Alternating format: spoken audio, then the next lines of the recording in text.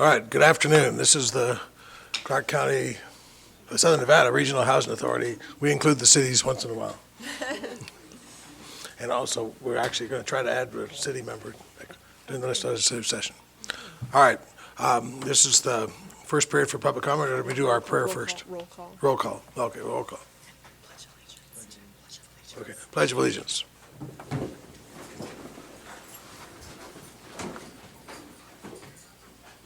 I pledge allegiance to the flag of the United States of America and to the republic for which it stands, one nation, under God, indivisible, with liberty and justice for all.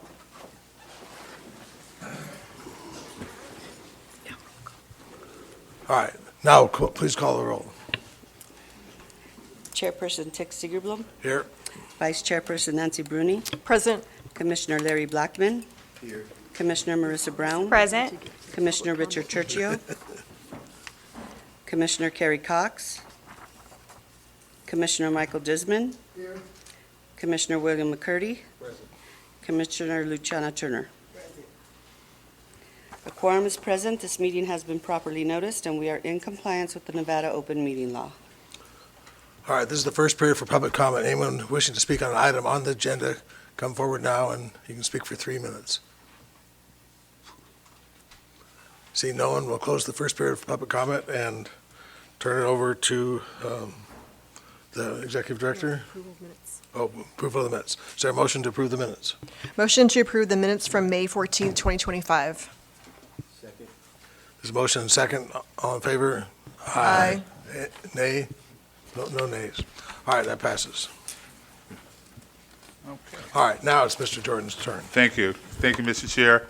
Good afternoon, all. Just had a few items we wanted to highlight since our last gathering. We have some slides I think are going to come up to speak to. I think if you look at the theme of my report this month, it's going to be residents and employees for the most part, as well as some community activity.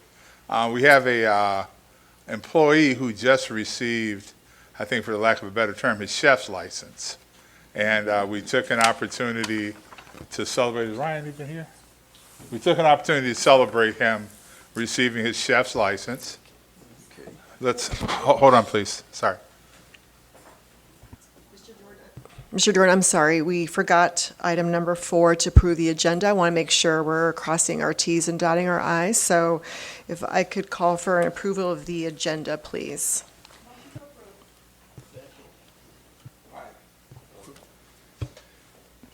There's a motion to approve the agenda. Thank you so much, Vice Chair. All in favor? Aye. Opposed? All in favor? Okay, all right, thank you. Yeah, so again, just had some items that I wanted to highlight. Again, employee who received his chef's license, and we celebrated that by having him host a organizational cookout for us, and as the slides would suggest, we had a really good time. I wanted to thank Mayor Berkeley and Councilman Knudsen and the staff and residents at Sartini Plaza. Had a wonderful bingo day, and wanted to also encourage board members as well, if there are opportunities where you like to come out to any of our properties to do things of this sort, you're more than welcome. Had a wonderful family day. We took Family Day out of the city for the first time, I think ever. We went up to Henderson, and what's interesting about Family Day, not only do families come out, but it really, really speaks to the high level of support that we get from our vendors, from our other social service providers in the community. And that's just a snippet. I want to thank staff for putting together a well organized effort. And it was a great time. One of our pillars speaks to the notion of making sure that we're highlighting and that we're celebrating the achievements and accomplishments of our employee group on increase, improve, enhance employee growth and development. And I wanted to recognize a few of our employees today who received recognition through the educational process. And I'll just have them stand up. Adele Marshall received her associate's degree.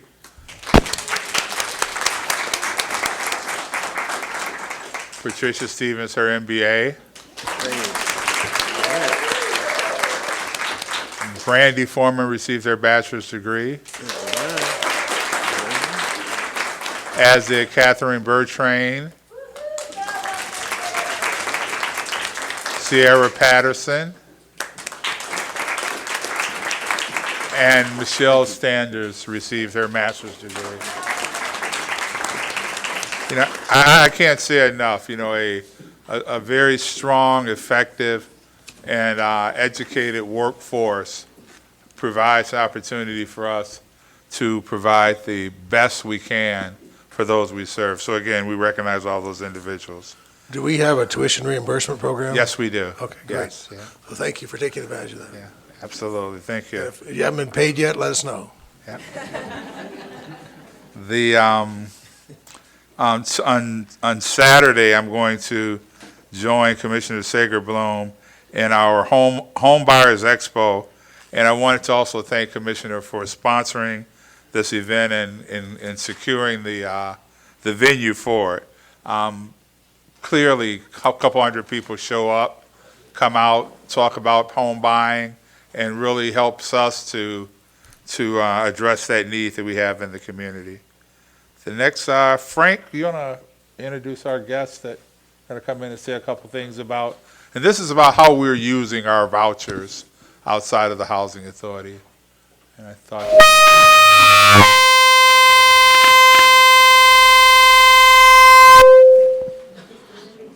Thanks. Good afternoon, Commissioners. Frank Stafford, Director of Development Modernization. It's my pleasure today to welcome Jeff and Todd, both from the Blind Center. I met these gentlemen several years ago when they approached us about project-based vouchers, about development they were looking to build. And at that time, the Housing Authority really hadn't been issuing too many vouchers. I mean, we would have a couple here and there to like VASH projects and things of that sort. And I took the call, and I'll be honest, you know, it was like one of the many calls that I received. But they invited us to come over to a tour of their development. And when we got there, you know, it wasn't your typical tour. You know, you had all of the individuals that partake in the center. You know, they were there doing different events. We walked around. We saw actually a group of individuals, sight impaired, had a full band perform for us. It was a nice meal for us. We saw individuals breaking computers down, this and that, and it really just touched at my heart. I mean, it's like, I was like, man, I wish it was really something we could do to help them out to move forward. Not knowing that, fast forward a couple of years later, Lewis would come on the scene, and we decided to start putting out RFPs for vouchers, and Homie and Savada was coming around, so it was like the perfect storm. So, you know, we stayed in touch, and they were one of the first developments that we issued vouchers to. And I was blessed to go over there roughly about, you know, several weeks ago and actually see a tour of the new development, which is probably about a half mile from where we're sitting here over off of Washington near the old State Building. So without going into too much detail, I'd like to introduce Todd and Jeff to come up and just say a few words themselves.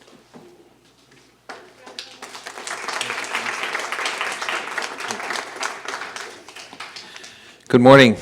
Good morning, Commissioners. We'd like to thank you for having us. You know, as Frank said, we were delighted. You know, we have this need 5 years ago of talking about members who are blind in that we serve that are in destitute situations. And Frank, you know, gratefully, he took my call, which I was a little surprised by, and kept talking to us. He actually talked about ideas and what we could do.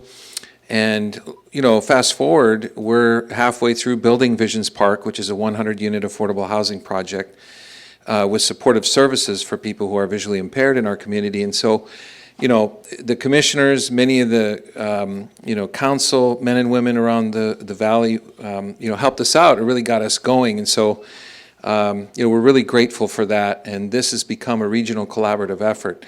So Jeff Davis, one of our board members, who's been one of our board members for 30 years roughly, has been committed to the day-to-day operation of Visions Park, and he's going to talk a little bit about where we're at and how this community partnership has evolved. I'm sorry, Chair, can we ask that the gentleman who just spoke put his name on the record? Sorry, my name is Todd Imholt. I'm president of the Blind Center of Nevada, address 1001 North Bruce Street, 89101. And Jeff Davis, board member, same address. So yeah, it's been a wonderful experience, and we're so appreciative of Commissioner McCurdy, who this is his area, and he was so helpful with the funding part of it. We're grateful for Mr. Jordan and for him believing in our project, and really the need. There's a significant need for people that are blind and financially destitute. Over at the courtyard facility that the city runs, there is an average of 5 to 10 people who are in there on a regular basis who are blind and homeless. And so you think, how could you be blind and homeless, right, and survive?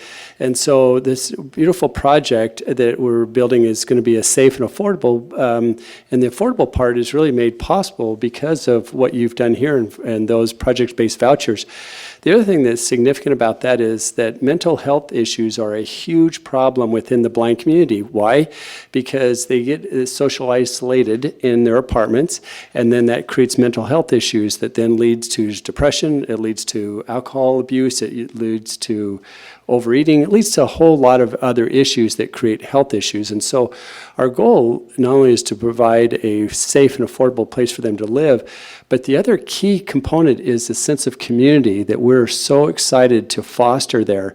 We learned so much from Opportunity Village and what they've done at Betty's Village, and that sense of community that they were able to create there with people with intellectual disabilities. And so as we've toured there and talked to them, we feel like we can replicate that same situation of creating a sense of community. And so we have spaces that will be for indoor and outdoor so that the members can go in and participate and get outside their apartments. And so we can help them to be independent. And that's really the goal, is to help them to have a fulfilled life and to be independent. And we'll do that through this safe and affordable place to live, but also that sense of community that we're going to create there. As a note, we're at the halfway point. We're so appreciative of Frank Stafford and for his participation and support. And we're on time. We're actually about almost a week ahead of schedule, and we're on budget. So our goal is to finish this project in April of '26 and do it on time and do it on budget as an expression of appreciation of that collaborative resources that have been given to the Blind Center, those sacred funds. And one last thing, many of you have been to the center for a hard hat tour, but for those who haven't, Councilwoman included, or anybody else here that would like a hard hat tour, please get in touch with us, let us know, and we'll be happy to show you around. So just for the record, without the vouchers, would you have been able to build this? Well, the voucher part of it, so with the regional collaborative effort for the funding, so 15 million of it came from the state, 8 million of it came from the county, and particularly Commissioner McCurdy was so instrumental in helping that get off the ground. And then 4 million from the city, and then $1.5 million from North Las Vegas and the city of Henderson, and then the remaining 9 million we raised privately. So to answer your question, we would have still been able to build the project, but what good is the project if people can't afford to live there? So that is the key component, because we couldn't afford to provide housing for 100 people for free. And so that was the piece that we were missing. And that's where Mr. Jordan came in and Frank Stafford, that was so helpful, because that was the piece. So these are project-based vouchers, so the people that stay there get to benefit from a voucher. Yes, that qualifies. So they have to be people, and the whole project will be centered around helping people who live below the extreme poverty level. So, and those people typically live in either they're homeless or they live in an apartment that's a really low income, and which is typically a very high crime area. And because of the nature of their handicap, they don't want to go outside and become a victim. So they really become very isolated, almost a prisoner to their apartment. And sometimes 2 and 3 of them will live together in the same one bedroom or a studio apartment. So it's really not the best environment. It's a terrible environment, actually. So, yeah, so that's the whole objective, is to provide the facility, but also be able to afford to then have them live there. But when you go to the bank, don't you have to say, look, we have this many vouchers, so we know we're going to have tenants that can pay? Yeah, so we've now, we have 1.5 million left to raise, which we will raise that money in the next 11 months, and then the project will be debt-free. So we don't have to go to the bank. So.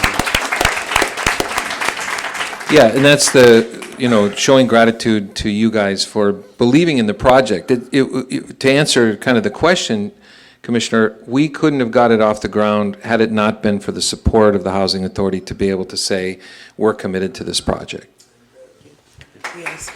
Thank you. I just wanted to make sure we put that on the record. Thank you so much. I wanted to make a comment, Commissioner Turner. I think I met you at, at the State of the City for North Las Vegas. Yes. So I'm so glad you were so excited then, and I'm glad. I do have a very dear friend, and she is blind.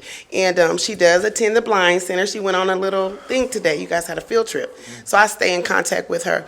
But I'm wondering, those individuals that might already have a voucher and they're living somewhere else, are they able to still take advantage and maybe utilize their voucher for that? Or is it all going to be tenant-based? No, yes, so they will be able to. So those Section 8 vouchers, so we have 100 units. 51 of them are designated as part of the project-based vouchers.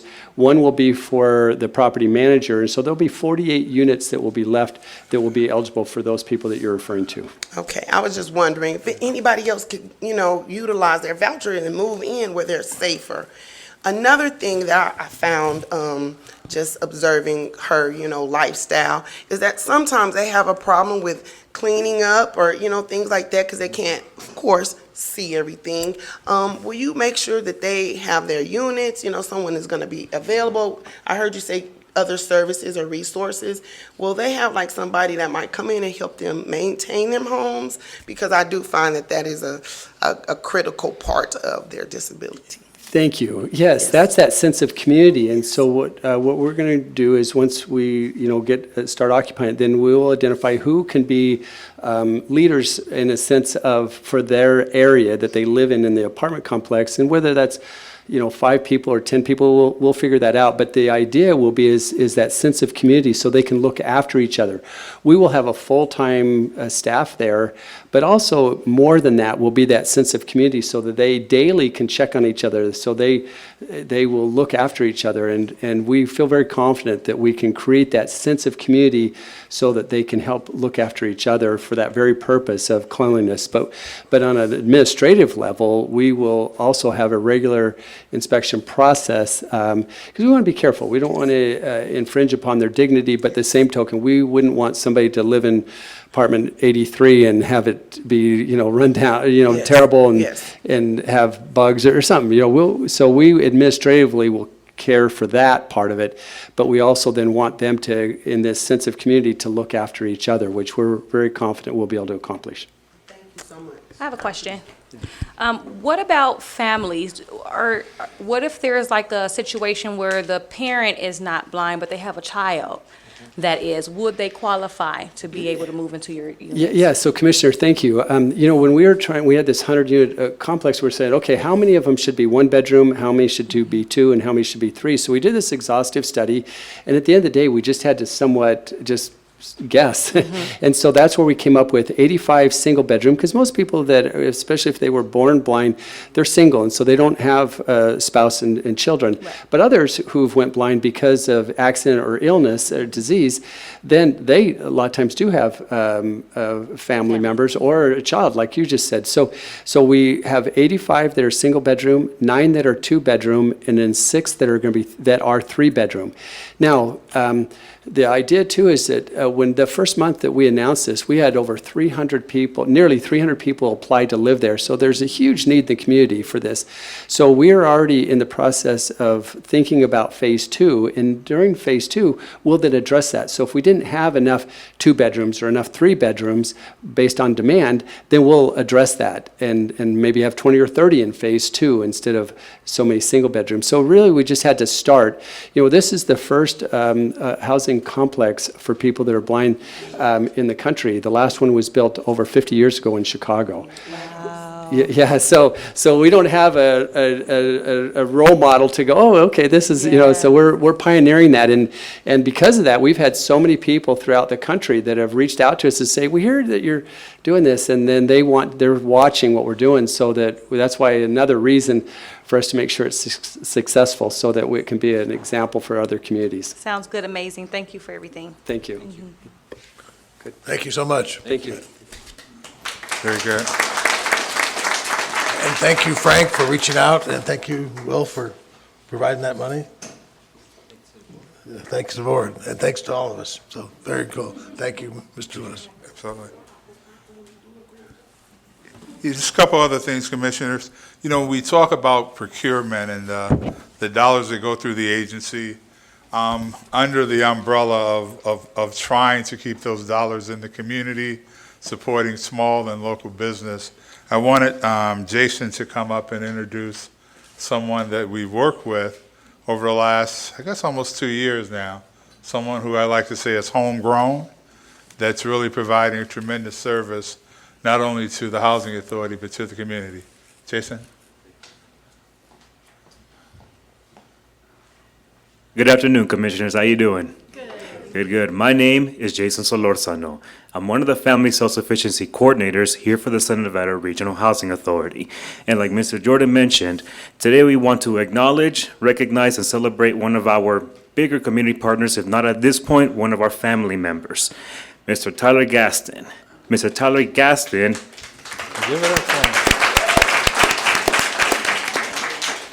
Mr. Tyler Gaston is the owner of Gas Station Studios. And correct me if I'm wrong, Tyler, but that studio is based off of audio production and video production as well, too, in which one of the things that he does, he runs a youth program where he helps the youth between 13 and 19 to hone their skills, develop them, and go into the workforce for those specific fields. Lee contracted him back in 2023 to help us out with the Affordable Housing Forum.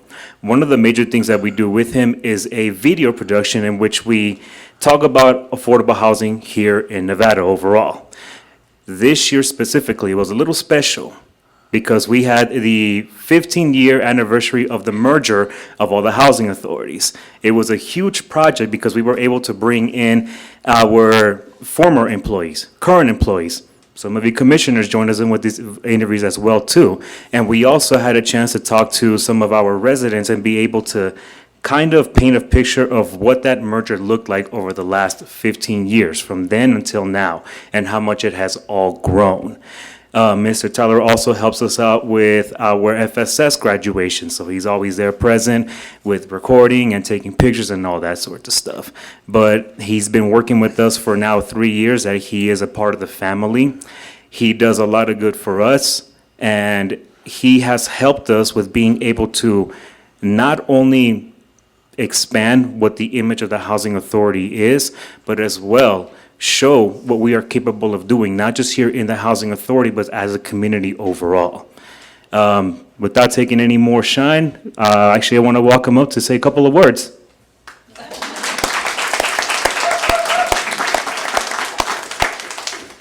Good morning, good afternoon. Lee, I did not know I had to talk, so we might have to update that invoice. All jokes aside, I'm honored. Thank you, Director Jordan. Thank you, Southern Nevada Regional Housing Authority team and the county commissioners and other housing commissioners here to share this time. Simply put, our approach to making these videos, to making the video that we have done for the Housing Authority are all pretty much the same. We take the gifts, the God-given talents that we have in audio and film, and that people are already attracted to, entertained by, and we use them to tell them and give them information that they need. So whether that be adults or the youth of those adults, that's our bread and butter. That's what we love to do. So our youth programs all take on at-risk youth. We use audio engineering, producing, videography, photography to not only at sometimes save these kids' lives by redirecting their mindsets, but also like Jason aforementioned, helping them gain careers, employment. So contracts like this, jobs like this, opportunities like this trickle back down to our kids because we turn around and hire from the same communities that we were home or brought up and raised in. So thank you guys so much. Okay, stay right there. We need a picture. Okay. Can I ask a All right. question? Rally now, all right. My question is, how do the youth contact you, or how do you take referrals for the young people that may be interested or may need that support? Well, it's a vast and collective effort. We do have a lot of community partners like juvenile justice. We're in the schools consistently. The church community is, our family. And even walk-ups at times where they see the studio over on Losi and they're inquisitive, what's a film studio? Our film studio is the first in North Las Vegas history, so, we get a lot of questions, and through those questions, our answers allow for new participants in the program, so. Thank you so much. Thank you, sir.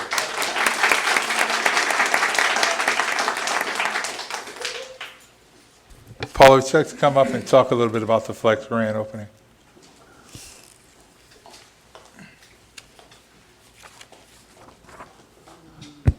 Good afternoon, everyone. I'm Paula Tucker, Director of Supportive Services. So on Monday, past Monday, we had our grand opening for our Flex program. As you know, we received the Jobs Plus grant last summer for, it was a $3 million 4-year grant, and we rebranded the program to name it Flex, which stands for Fostering Lasting Employment Experiences.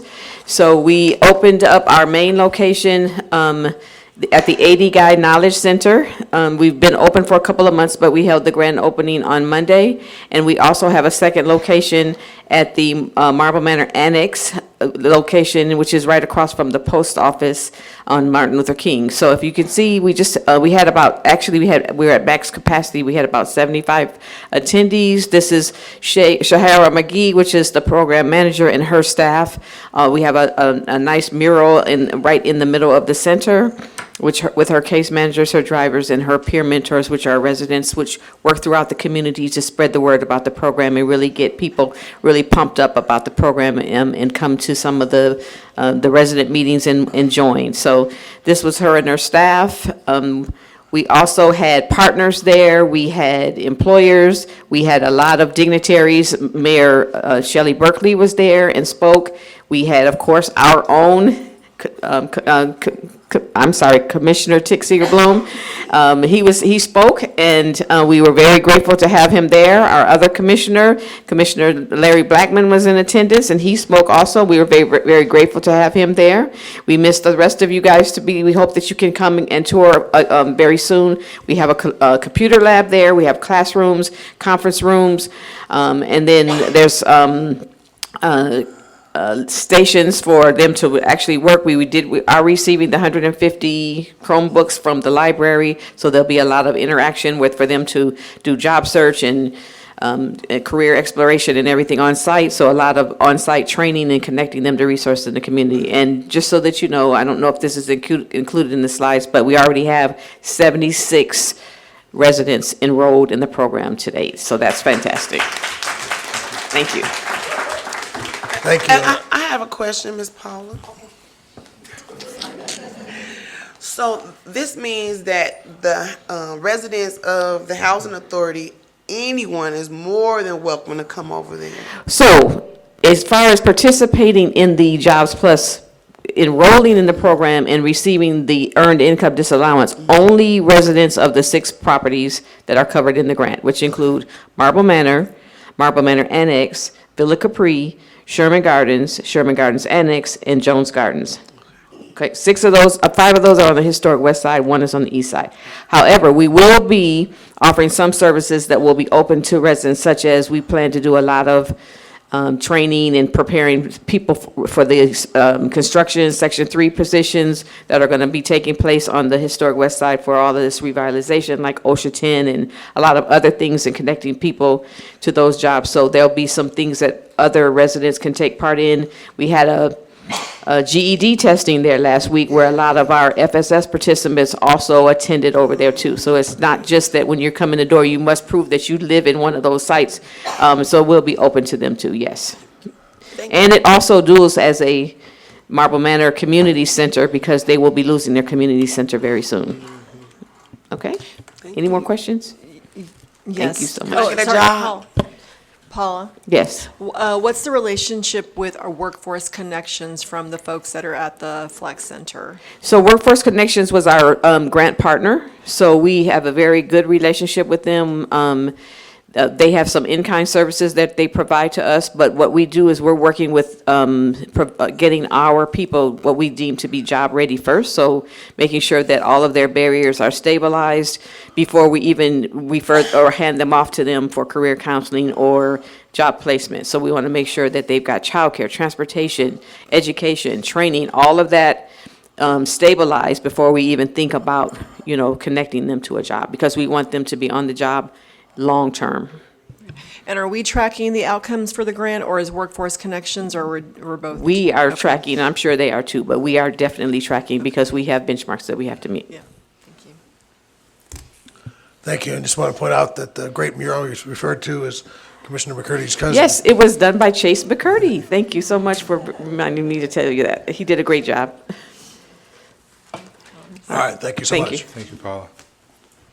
As you all know, over the last couple of years, we've secured over $100 million in competitive grants to build new and do redevelopment here at the Housing Authority. And one of the things that this commission has made very clear to staff and I is that we want to make sure that as many of those dollars we get stay into the community.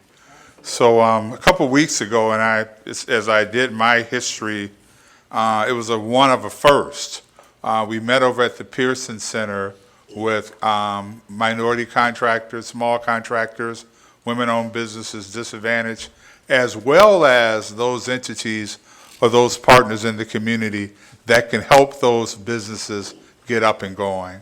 And I'll tell you, it was really something. We had people there that can help you get a business license, people there that can help you write a business plan. One of the interesting things about the gathering is that as we talk about the distribution of those funds over years, particularly at Marble Manor where we'll have a multiple phase process, if there are organizations or small businesses that have a desire but are not ready now, there's time for them to get ready. And so I just wanted to recognize the team for pulling together not only the potential contractors, but more importantly, and I've done this in other places, where we'll have money come to the community, we'll look to have folks who live in the community participate in the process to learn that they don't quite have what's needed to move forward. So just wanted to let the commission know that we hear you loud and clear. And it's more than just putting up a sign that says that we're looking for help. We put up a sign that says we're looking for help. We're looking to direct you to those places that you can find the training and the development in order to participate in this process. So again, shout out to the team for that.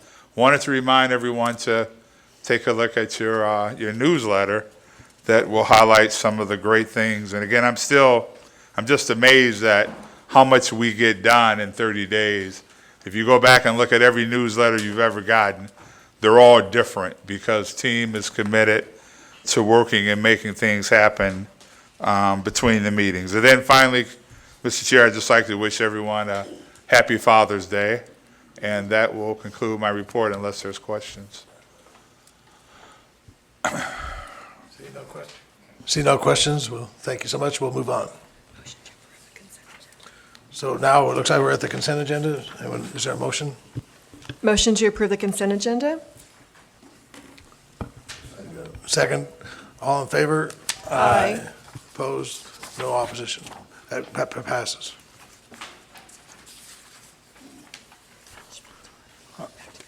All right, so now we're going to acknowledge our departed? Yes.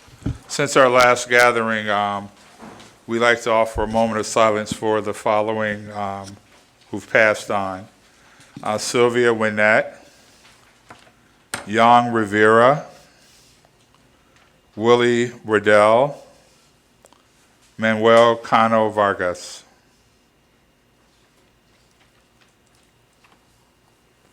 Thank you. Thank you.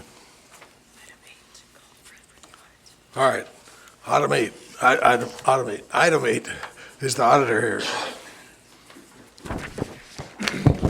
Good afternoon, Commissioners. Fred Herron, Director, Chief Administrative Officer of the Southern Nevada Regional Housing Authority. Today, we are asking for you guys' approval of our annual audit for fiscal year 2024, which covers the audit period October 1, 2023, and to September 30th, 2024. We have Dale Rector, the Principal Rector Reader in Lofton, here to do a small presentation on the audit as well. Dale?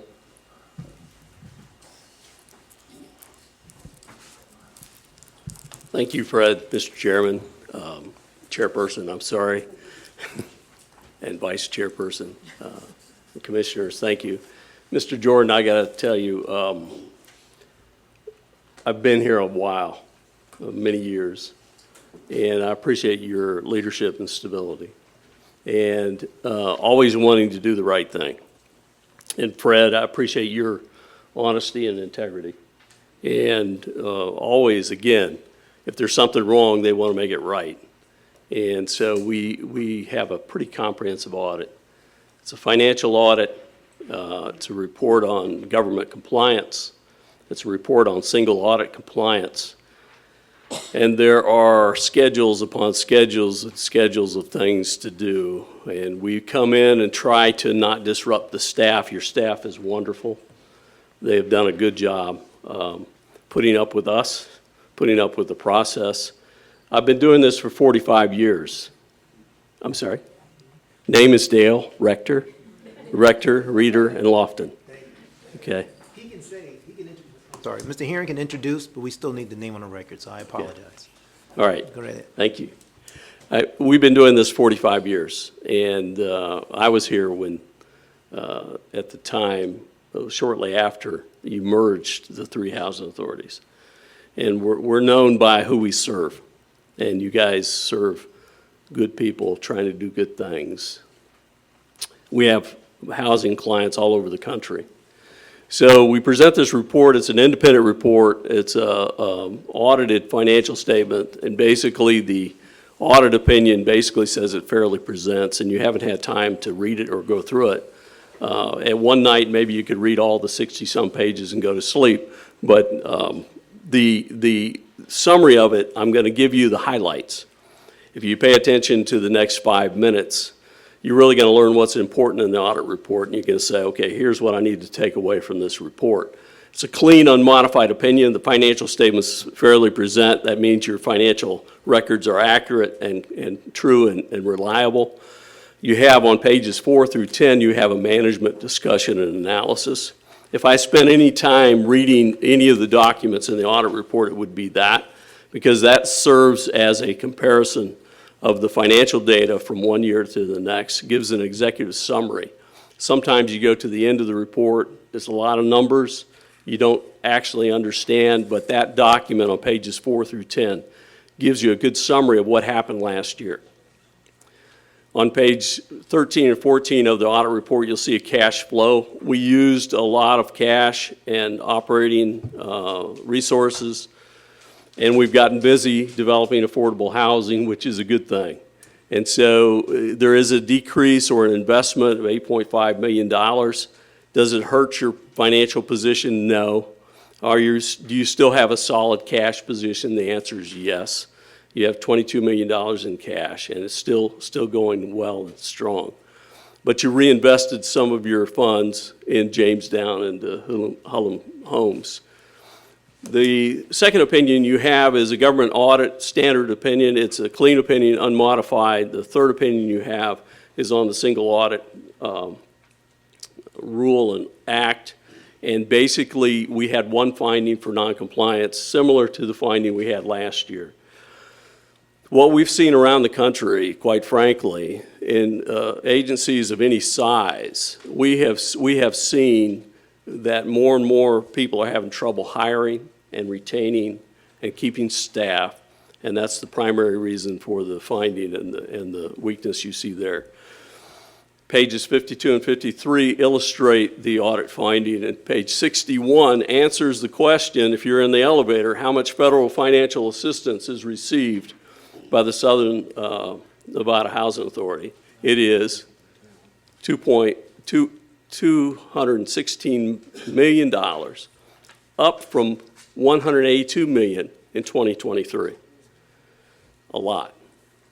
And we have to audit that for compliance. So that's a lot of resources, a lot of money, a lot of things going on, a lot of things that could go wrong. And again, I want to say thank you for your stability of leadership, for what you've done, and for the direction of the agency. Any of you could look and see what's going on around the country. I was at a conference where I saw X thousands of HUD employees gone. The funding's questionable. Where do we go from here? Well, it's a little crazy time, I understand that. But the truth of the matter is, more and more, this agency is going to rely upon the Board of Commissioners for your leadership, for your direction, for your policies, procedures. It's going to rely on the executive staff. Do they know what they're doing? Absolutely, they know what they're doing. And sometimes they know more than what the HUD oversight is. So I'm very encouraged about where you're at. Even though there's times of question the funding, you're diversifying your portfolio, which means you're doing more tax credit developments. If you look at the balance sheet, very simply put, you've got $225 million in assets.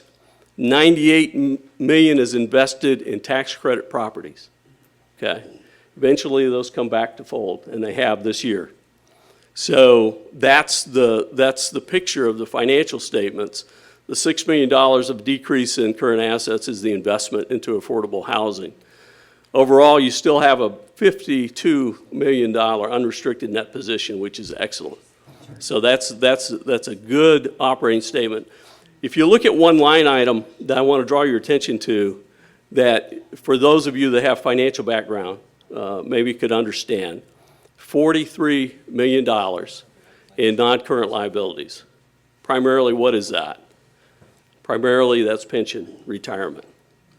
And that's sometimes a guess of how to calculate it, but basically it's $43 million. You still have a positive unrestricted net position of $52 million, which is outstanding. So in essence, you could fund your retirement if you needed to, but you don't need to.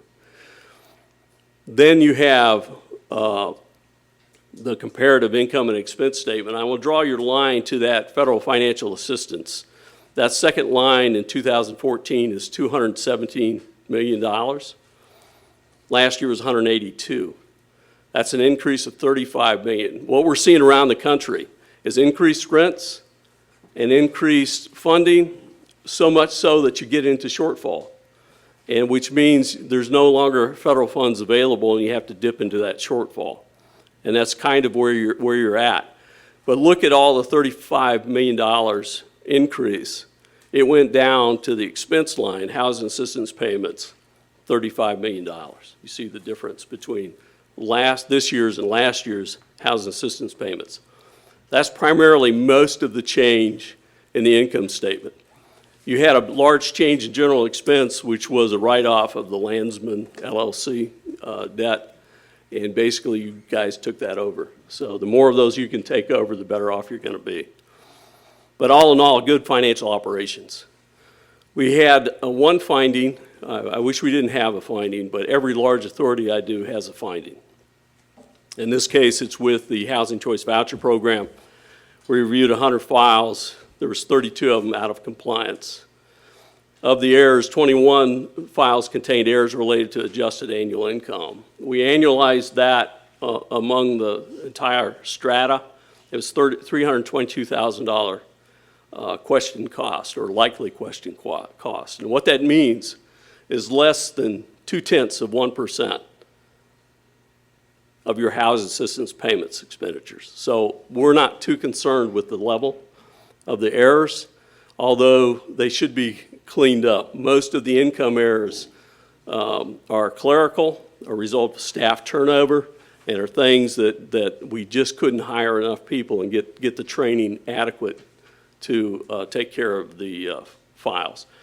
And quite frankly, we focus when we do our audits, we focus on this area of tenant files or client files because it is the most important area, because how we treat our clients and our tenants is how we operate. So we recommend spending some resources, spending some time, and making sure this finding, hopefully in the next year or two, would go away, would get better. Everything else from a compliance standpoint, good. Procurement, good. Other public housing files, good. Affordable housing has its challenge, but it's, as far as compliance goes, everything else was in good shape. Questions? I have a question. Oh, go ahead. Yeah. No, I have a question. You've been doing it here for quite a number of years, and now it seems like you're calling on the commissioners to pay even more attention to what you're doing. I'd like to know, have you noticed any significant adjustments of procedures in terms of how we're accommodating all the new influx of monies coming from various sources, in terms of our staff adjusting to accommodate that? Have you noticed any type of adjustments they've made to accommodate it, and anything that you feel we might consider doing even more to accommodate? Well, you're right. I have been here a long time, and I've got to say the development department has ramped it up and done an outstanding job. And the challenge that we faced several years ago was we weren't doing enough to build and develop affordable housing in the Las Vegas area. And you guys have ramped it up, and the direction from the top. And it's almost so much that the finance department is saying, whoa, let's get caught up, let's get caught up. And the finance department is ramped up and is doing better. And some of the operations you've ramped up and doing better to be able to take on this federal financial assistance and the federal grants. I think your staff is well positioned for tomorrow. One of the things I like about it, when I come to do the audit, there's not a cloud of suspicion. Everyone, when they come to Vegas, they always, oh, okay, it's Vegas, it's got to be corrupt. But let me tell you, it's very good, very clean, very good operations. So yes, I think you're in a good position. I don't want Fred or anyone to think that I don't particularly trust Fred, but I watch him very closely. Good. So I'm Good. pleased to hear that. Okay, thank you very much. Mr. Director, if you could go back to your previous slide, please. So I think we had a similar finding last year with some of the files. So is the number 32, is that a reduction, or how would you compare, I guess, the number of files? It went up a little bit. This year? Yeah. The some areas of compliance got a lot better, and some of them didn't. And this particular one, we had 32 out of compliance, which was a number higher than the year before. And so you think just better training and consistent personnel would be the best strategy? Are there ways to automate the process, or? Yeah, that's part of the issue. You were automating the process and going electronically with the files, and some of the data, a lot of the loading of the information either got misplaced or put in a different place. So there was confusion over that issue. When you do everything electronically, and trust me, when you're 100% electronic, it's a lot easier to audit, in our opinion, and can be a lot cleaner. And you guys have been in transition the last 2 years. Let me say something else that cuts to the heart of what you need to do. You have $10 million in unrestricted admin funds in the HCV program. Spend the money to hire a number of staff needed. It's so much so that you overhire. The compensation level I'm not an expert in, but the number of staff you probably need to increase. Every agency I go to, I tell them the same thing. overhire, and I think you fully agree with that approach. Additionally, you'll see a corrective action plan in the audit report. It's a good corrective action plan. It's by management's way to solve the issue. And I think they've already hired somebody to help with training. And training is good, but you got to have the bodies. So you need both, and you almost need to overhire. So going back to that, was it 220 million in federal money? Is that subject to this next budget that the new president's going to submit, or how does that work out? Good question. How much money we're going to get next year? And what's happened for the last 10 years or 15 years is continued resolution of the same money. And if you recall, the only thing I can say is I remember back in the first administration of the current president that he wanted to slash public housing 50%. I don't know if you remember that. Do you remember what happened? You got 95% funding. Because typically they go in heavy, and this current proposal doesn't look that great, but they typically go in heavy, and then they negotiate to where you'll get. Could you have some pain this year? Yes, you could, but generally speaking, what I've seen as a historical trend is you should be okay. And I can't tell you that for certain because it seems kind of crazy. But the truth of the matter is I've always seen a stability of funding.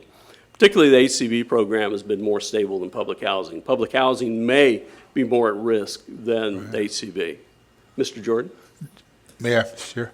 So Dale, can you just speak briefly to, while we talk about the federal flow of funding, can you talk a little bit about the significance of us as an agency not relying on that federal funding, and maybe educate the audience on the steps we're taking to sort of rid ourselves from that reliance?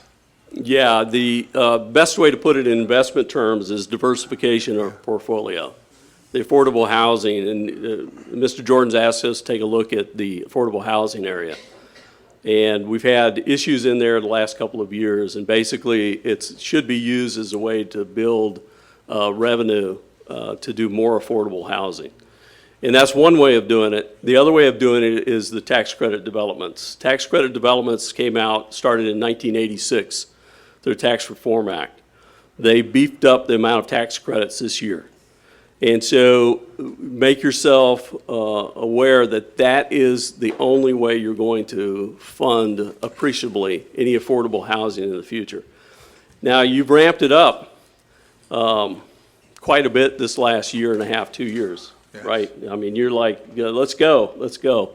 So when you have more tax credit, now what's funny about tax credits is the right and the left both love them. It's like, that's interesting. Found something we can agree on. Good. Well, let's do more tax credits. So they want to do more tax credits. So we'll do more tax credits with them because we need housing for affordable folks. Now, so that's the way you build and develop your portfolio. Don't put everything in public housing.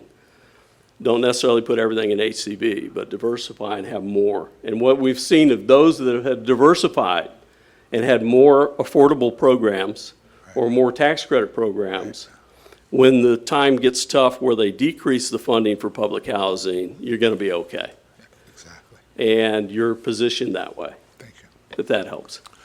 So when you say tax credit, are you talking about what we refer to as RAD? RAD is a program of converting public housing to possibly a tax credit. So to talk about RAD real quick, there are 3 buckets of funding for subsidy for affordable housing. One is public housing operating subsidy. The second one is HCV, which is tenant-based. And the third one is complex-based or project-based. And they're moving public housing away from the public housing model into one of the other 2 models. And basically, when you convert to RAD, you're converting into HCV or project-based. It could be a tax credit. And so when would we know what's going to come from DC? Is that going to be the 1st of October? Do we know? I have no idea. I hear they're having a picnic today. At a march or a bunch of tanks. So what, so can we sit down and look at our assets and say these could be converted? These are, They've done that. okay, They've so they can strategically share that done with that. us and we could start to look at what's out there? Yes, and I think also we can talk about collectively about acquisition strategies. Yes. And not only, buying developments or building developments for very, very low-income people, but also buying and building developments that are market rate and let the monies from those proceeds help us fund affordable housing. So And where would that money come from? that's a part of a tax credit strategy. That can be a part of a BLM strategy. There's a number of things that we can do to just not solely rely on the mercy of Washington, D.C. And you have local builders, developers, these guys, gentlemen that are with us today that speaks very well of community cooperation. You have investors. Yes. You have builders. You have all kinds of people to collaborate. That's why it's so important as a city and as an agency, we get along with everybody because we've got a huge need for affordable housing. Mr. Chair, the staff and I are working on bringing a retreat together like we did a few years ago with the And I would like a commissioners. public presentation too, so everybody can see what we're talking about. Absolutely. Yeah. Yes, sir. So not to criticize you, but most agencies I deal with, auditors change every few years. Right. Have you been the auditor for 20-some years? here? No, there was a change back when the agencies merged. I forget, it was a 5-year change. I wasn't here, so. But for several years, you've been the sole auditor? Yes, yeah, for the last 2 or 3 contracts, which are usually 5-year contracts. And then previous to that, we audited separately the Clark County Housing Authority and the North Las Vegas Housing Authority. So we have a long history, but yes, I have been here a while. All right. Yes. I'm wondering, when we convert to the tax credits, and sometimes you go on partnerships, just to see if this will help the compliance level of it, because some properties require a little bit more, I would say, rigorousness when they're accepting the applications, because they have to report this for the low-income tax credits that they receive. Does this seem to help in the sense of compliance, making sure that maybe they're just as equal? Yes and no. And what you're referring to is IRC Code 42. Okay. And IRC Code, Internal Revenue Code 42, is a little different than the public housing codes. Okay. So you have to do both. So you still got, now the tax credit compliance people are not going to put up with anything. They're going to make sure it's right. But then you still have the HCV component.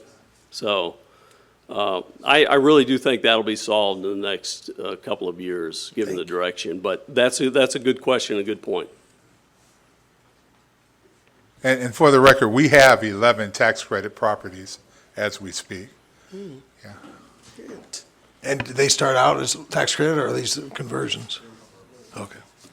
So that would be the question, is how many more can we convert? One of the questions. And if we talk about that whole reliance, Mr. Chair, one of the things that we're learning about this new secretary's priorities is that, again, pushing away from, it's called repositioning, pushing away from traditional public housing and getting more in that tax credit voucher program, so that the federal government won't have to fund the $90 billion in deferred maintenance for capital. Right.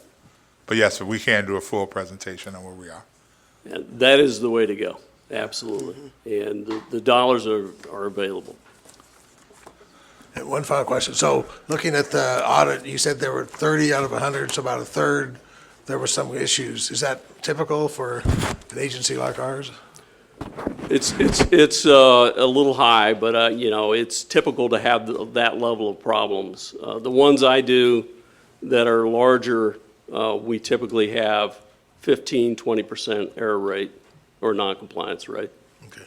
And that's something where we could develop a plan to focus on and hire people and, Yep. and have people like you come in and train and make sure we do it right. Right. Correct.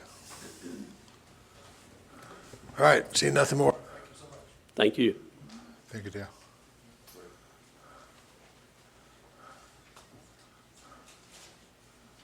All right, item 9, approval of, You have to approve that? You have to approve that, right? oh, we have to approve the audit, sorry.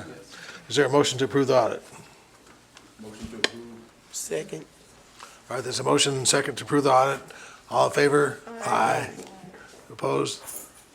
There's no opposition. Thank you. All right, now, item number 9, approve resolution SNRHA-140. Hi, good afternoon, Commissioners. My name is Ebony Bell. I am the Compliance and Training Administrator, and today we are requesting approval for resolution number SNRHA 140, which is the approval of the agency's annual and 5-year plan.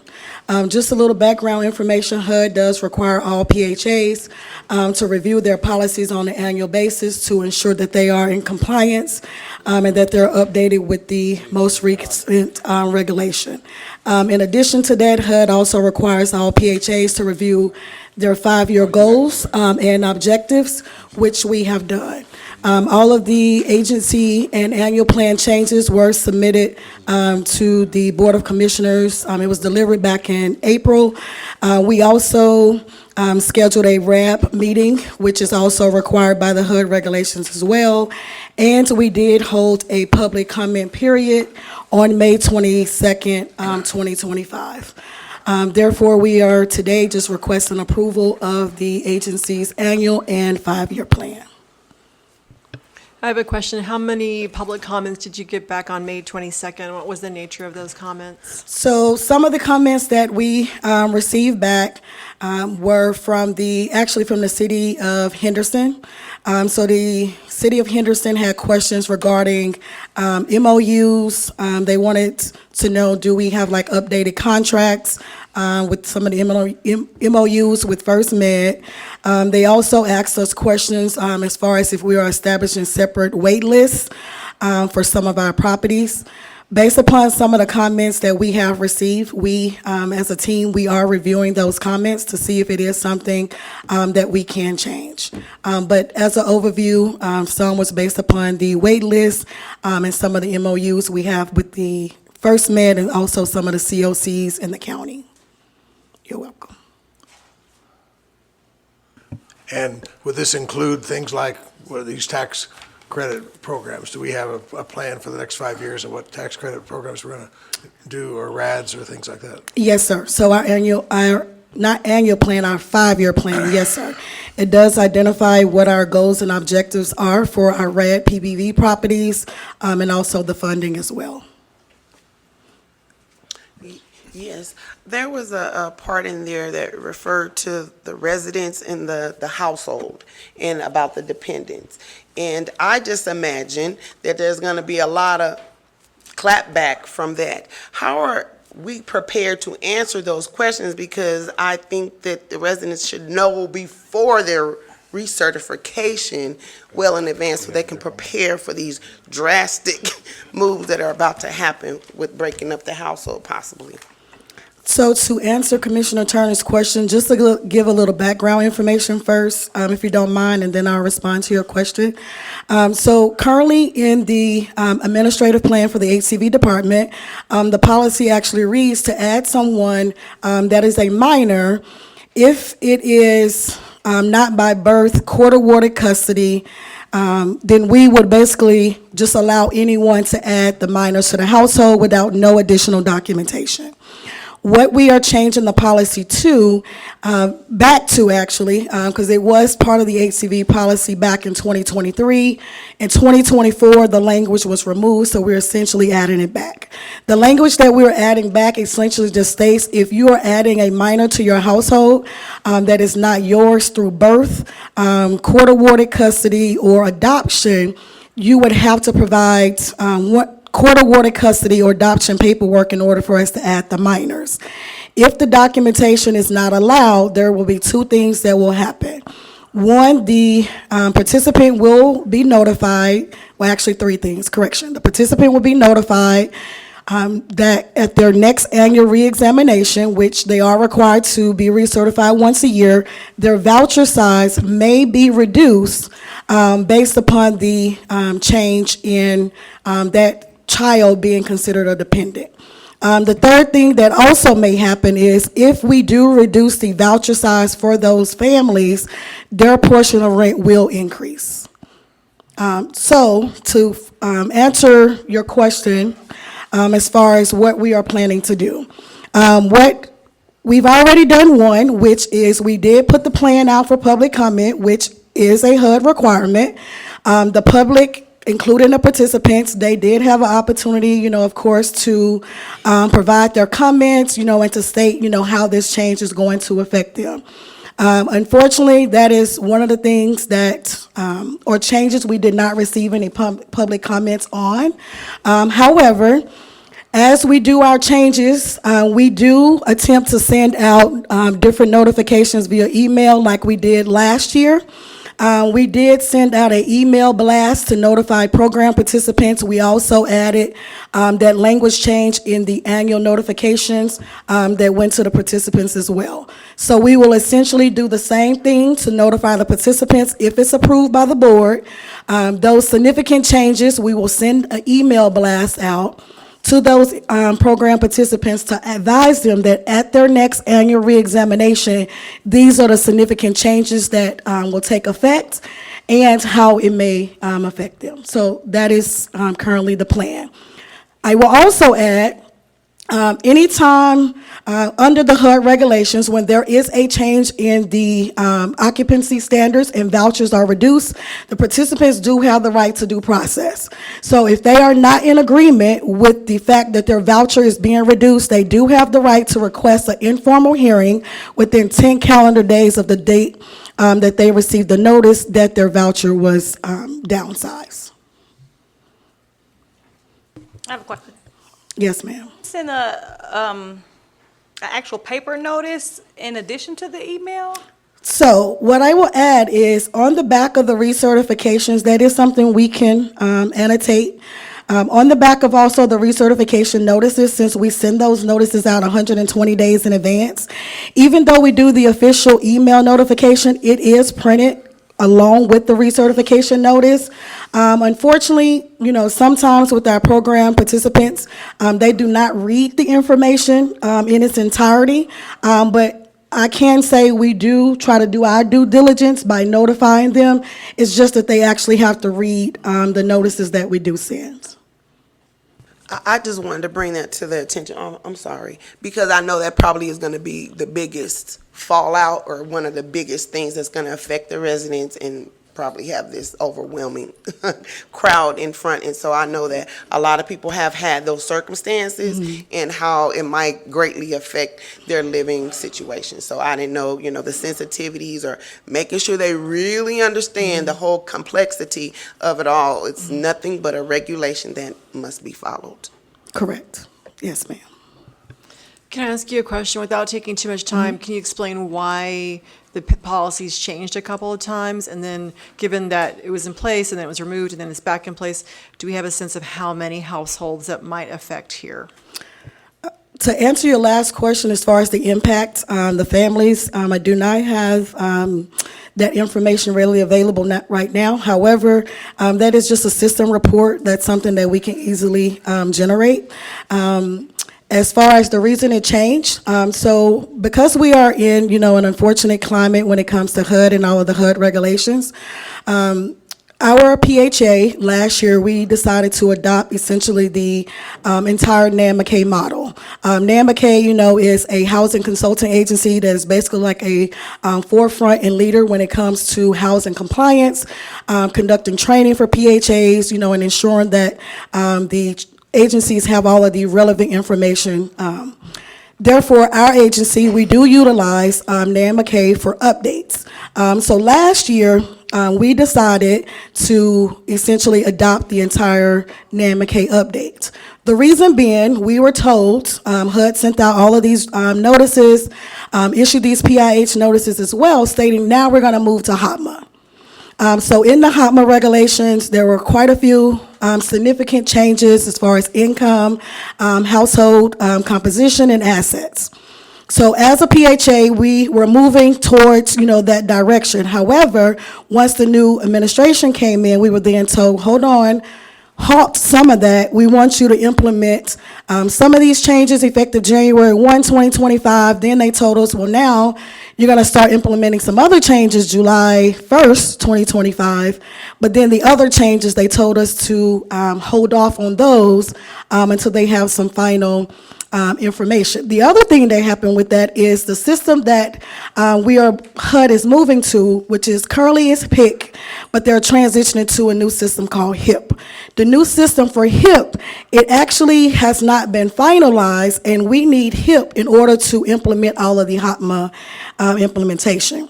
So to answer your question, because all of that happened, in the midst of all of that, we decided to go back and to revamp our policies to ensure that we were in line with what the current regulations specified, so it doesn't continue to cause, all of these confusions. And then as far as from a compliance standpoint, it's too many dates. So that is the reason why we made those changes back. You're welcome. You asked a question, you got an answer. All right, thank you so much. All right, thank you all for your time. So motion to approve, approval resolution SNRHA 140 FY 2025 annual agency plan. There's a motion and a second. Cast your vote. All in favor? Aye. Opposed? The ayes have it.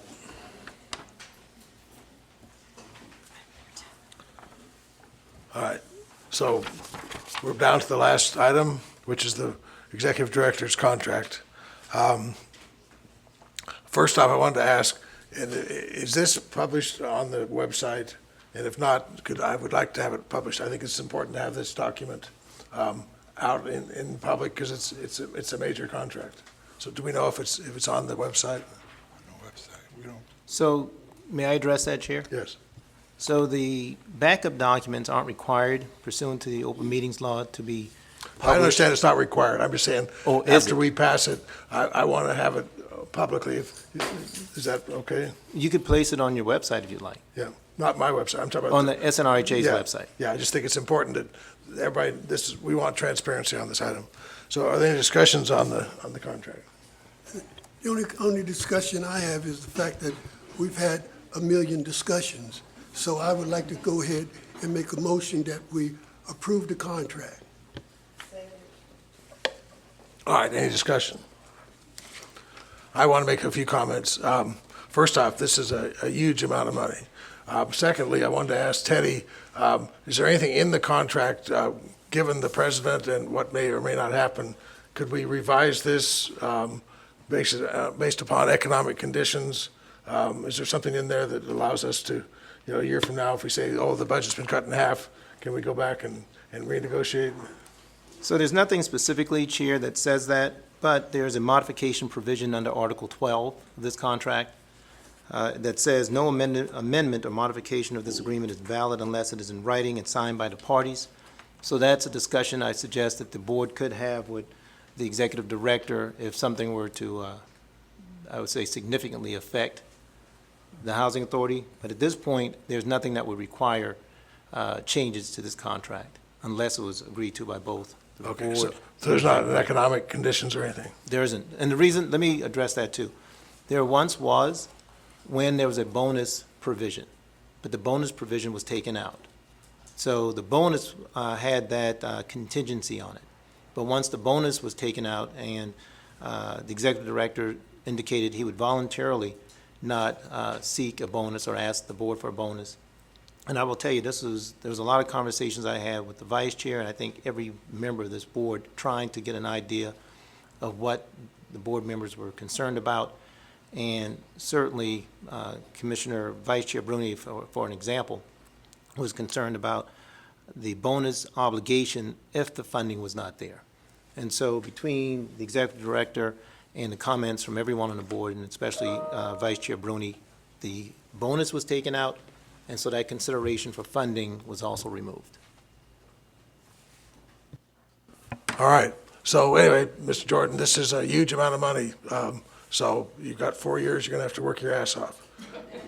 So, having that, there's a motion and a second. All in favor? Aye. Opposed? No opposition? Thank you for 4 more years. May I speak? There's only one thing. I forgot to ask if you agree. Now that you've agreed, I agree. In all sincerity, I came here 3 years ago as an unknown entity. We've gotten a lot done in 3 years. I'm very appreciative of the support from the board, the team, and the community. And I would like to say that the vote of confidence in this 4-year extension really speaks to our ability as a team to continue to do great things.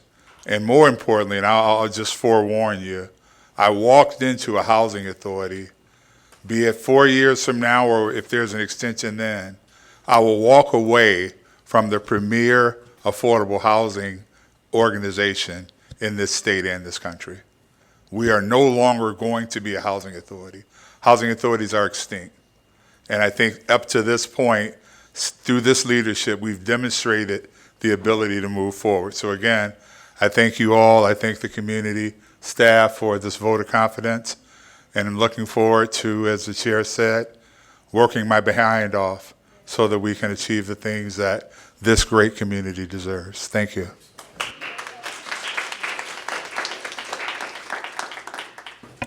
All right, so we're down to new business? All right, any new business? Yes. On behalf of the board, from my perspective, I just want to digress a bit. Over the last several months, this organization, the people in places to make direct decisions about what to do and how to do it. And Mr. Jordan was talking about a new day, a new era in the housing authority. If you've attended any from the affordable housing piece that was done, Flex just a couple of days ago, all of the forums where you bring people together, you invest time in the community that needs to be served, the underserved community. That means from a business standpoint, from a get out of jail standpoint, from a standpoint of always being in a poverty-stricken situation, that you invest that, you take your resources, and that means that this board is supposed to be helping those people out of public housing on to become homeowners and active citizens within their community. That means the historical West Side and other side. The point is that we get this done. And I just want to say to the staff, we don't thank you enough. The energies that you put into the things in which you do, the accomplishments that you make, these programs that you enlist, the things that are out there for people to utilize, and you walk them through it. I just want to say thank you for the effort of each and every one of you. I'm not going to call your names, but you know what? I know a lot of you now. I didn't, but I know a lot of you. The quality of work in which you do is seriously appreciated because you're making a difference. And it used to say, you know, one of the old sayings is, if not, now when? Well, you're doing it. And we appreciate it. We will support you, those of us that understand what you're doing and seeing the dynamic goings on that you have. And so I just want to personally thank you for everything that you do that help with this team effort that Mr. Jordan has put together. And each and every one of you obviously provided significant contribution to everything. So thank you. He did not, I don't feel he made a motion, but in spite of whether he made a motion or not, I second the motion. So that's it, because you've done a tremendous job. Thank you. All right, any other comments? Seeing none, we'll, yeah,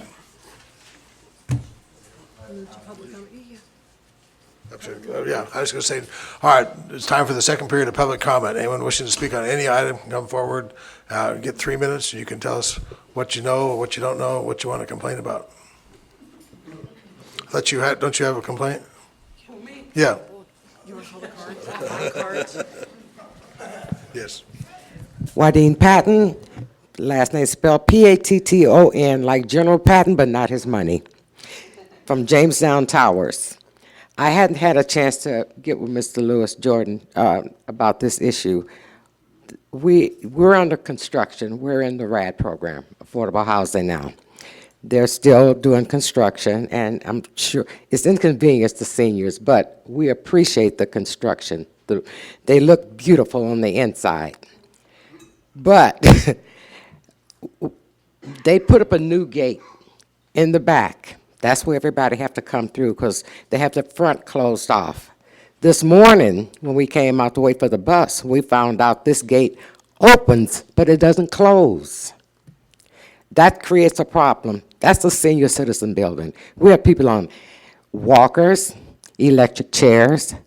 I can take care of myself, but they can get pushed out. So I don't know if Mr. Lewis want to come over today before the construction people leave to see if they can close that gate, if that gate can close back. Because on the first floor, because they have deliveries, FedEx, UPS, mail office, it's a door that really opens. You don't have to have a key to it. And another thing, we just found out, we have a fob that you, like hotels, that you open your door with, and you come in from the back door. I came out one day to take my trash out, hooked the fog up, red. I couldn't get back in. I couldn't get back into my apartment. But it just so happened that the construction workers were there. And I was complaining about it. And the guys that put the doors up on the sliding patio doors and the gate, they came in and opened the door. But we found out that fob has to be reprogrammed every 500 days. So that's a problem. And they said the office just found it out too. They didn't know anything about it either. But I mean, it's poor communication between the construction workers to inform our office of what we need to do. And then with this gate issue, we already have a problem with the people putting bricks there that don't live there. They want to keep it open to come in. When I come out, if I see a brick, I'm pushing it away. If you don't have a key to get in here, I'm not opening the door for you. You know, I was in my car the other day, and the lady said, "Do you have a key?" I said, "Yes." I said, well, she said, "Well, I'm visiting my grandmother." I said, "Well, then you call your grandmother." "Oh, my phone is dead." I said, "Oh, bye." But I want to address the issue with our supportive services, too. Senior citizens have a habit of getting, well, you know, I'm a senior, I'm 77. I'm a senior too. Yeah, they have a habit of having a one-track mind. They get used to a certain thing. They get used to certain people. Not saying that all the seniors, you know, supportive service are bad, but we just want to know, why are they transitions moving them around? All right, well, I think we can get a spring on that gate for sure, but other issues we'll talk to you. If you'll stick around, we'll get your issues. All right, anyone else here wishes to speak? Oh, I have some cards here. If you need to be called, Alicia LeBlanc? Norma Arnold? No, I miss Alicia. Alicia LeBlanc, okay. Jamestown Tower. Greetings, Commissioner. I'm Miss Alicia LeBlanc. My complaint is, well, I'm just going to piggyback from Wadeen Patton, Patton. She said a lot, which I was going to say about the doors, and people are putting rocks in the door, letting other people in. And at nighttime, security is not no help. All security does is come in and take pictures. We have a lot of homeless people that come in and are sleeping on the stairway. There's people getting high. And I feel that we need more security. That's all security does, is take pictures. They don't do anything else. All right, do we contract out with security? Yes, sir, we do. All right, then we can get them to do it. So, Yeah. so work with Mr. Jordan, but we will get security to do them things, not just take pictures.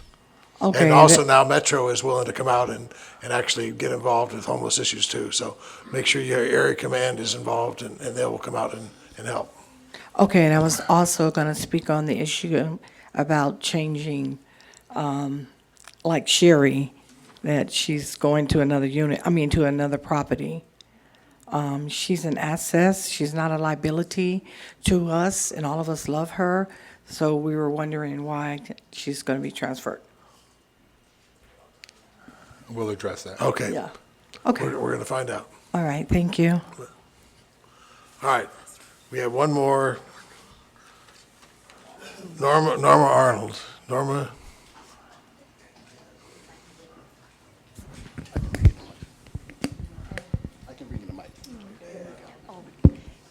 Hello, my name is Norma Arnold, and I live in Jamestown Tower. I wanted to comment on our senior coordinators, not only at our building, but all the other senior coordinators being transferred. We, as seniors, we get used to one person, and that person we can trust. And it takes a long time to really get that trust in somebody new. And I'm hoping this decision was made with the seniors in mind, because we need all of you, as a group. We need all of you together collectively. So I appreciate what the senior coordinators have done for us, all of them, but we're going to miss ours desperately. We're really going to miss her. Also, I just wanted to comment on something that Alicia just said about the security. I have had to call security, and it takes a long time for them to get there. And with that in mind, it would be nice if we had security that's there, walking the beat, checking on us seniors, because we do need it. Thank you. Thank you. All right. Anyone else wishing to speak? Seeing no one, we'll close the period of public comment and adjourn the meeting. Thank you so much.